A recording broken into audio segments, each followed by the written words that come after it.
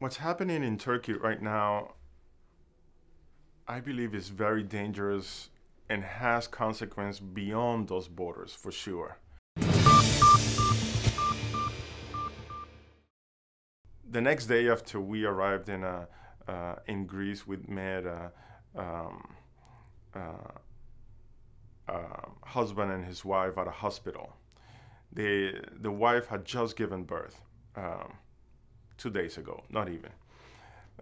She was 7 months pregnant when they had to leave Turkey, and she made that entire trip across the northern border with Greece, um, going through the woods at night with another two children, a small 5-year-old and a boy that is just barely 14 months. Across the Mercy River, Evros in Greek, and walking for like another 7 hours or so until they finally were stopped by the Greek police. 7 months pregnant, giving birth to a beautiful baby girl, and also the amazing story of compassion and welcoming as one older Greek lady that they met just on the hallways of the hospital stay with them and help them throughout the entire process after they arrive, helping them translate to the doctors, to the nurses, up to when the baby was born. And then after, with the kids back home, she never left their sides. You know, this Greek lady has become like a godmother for them. And in a way, to me, that shows the spirit of Greek people as well. They named the baby after her, which is a very interesting and particularly important thing. A Turkish family giving their baby daughter a Greek name is almost it's a great story of multiculturalism and welcoming strangers and opening your heart to them. These are people who are being persecuted by their own government for reasons that are not rational in any way that you can possibly try to explain it. Why are they being persecuted? Out of all these meetings that I was able to participate in, all the stories that I heard, and everything that I've known already of what's going on internally in Turkey, the reasons that come to the surface are because you are a teacher, you are a professor in a school that one way or another is associated with the Hizmet movement, a faculty, a university professor.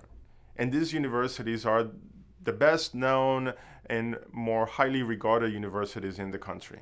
Closed down, taken over, their faculty, their teachers kicked out and being jailed. If you were perhaps a student, an alumni of one of these schools, you are being persecuted, and that can become a charge for you to end up in jail.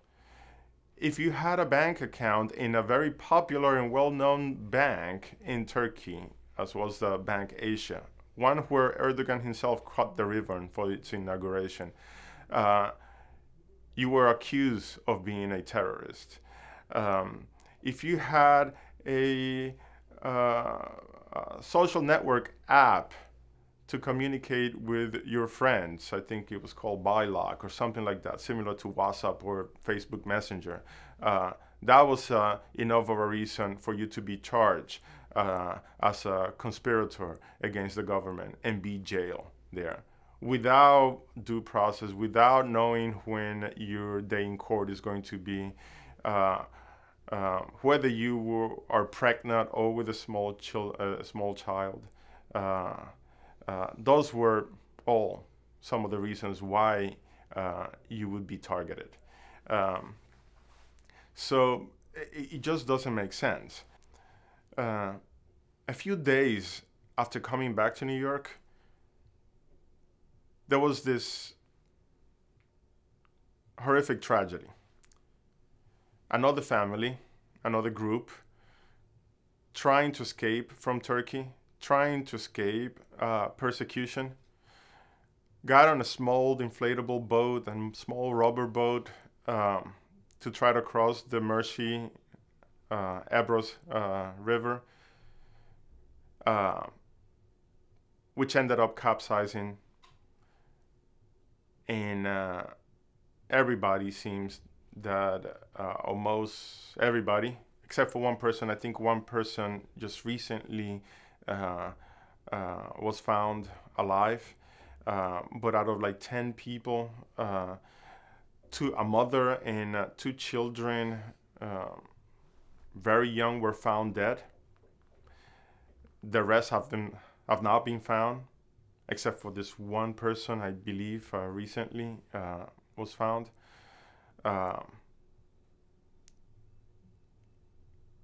It's just another example of what people are going through. Nobody should have to go through this. Nobody should have to feel fear in their own land. It is something that no citizen in their own country, or not human being anywhere in the world, should be exposed to.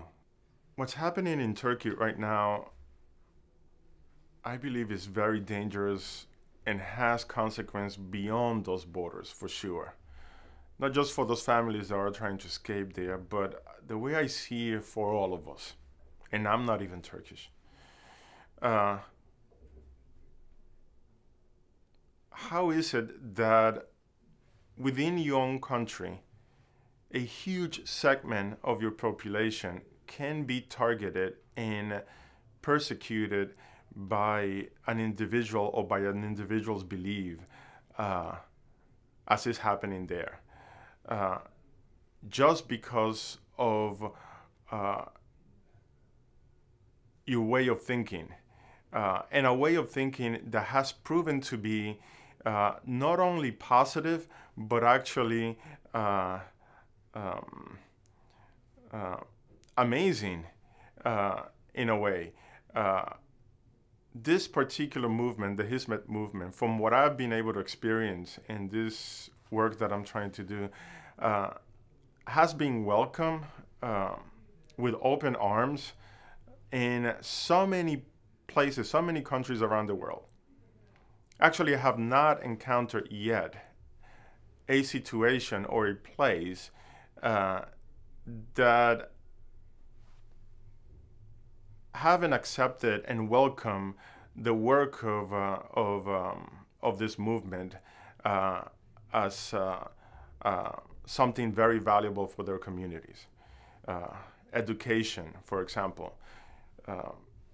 Parents that I have met cannot believe how much a teacher can care for their students, for their children. Religious leaders, priests, rabbis, I have heard, have only have amazing things to say about this community leaders from the Hizmet movement that bring together all the members of the community to talk, to learn about each other, to work together for the good of their neighborhoods. Public officials in different countries that can only praise the work of what these strangers, these foreigners, are doing in their land. But in their own country, they're being targeted as a terrorist organization for all the good that they're actually doing. What's happening in Turkey is a warning of intolerance, a warning of potential oppression in other places. And we should be, um, as citizens of all the areas, of all the countries, as citizens of this world, be very concerned and very vigilant of situations like that taking places closer to us.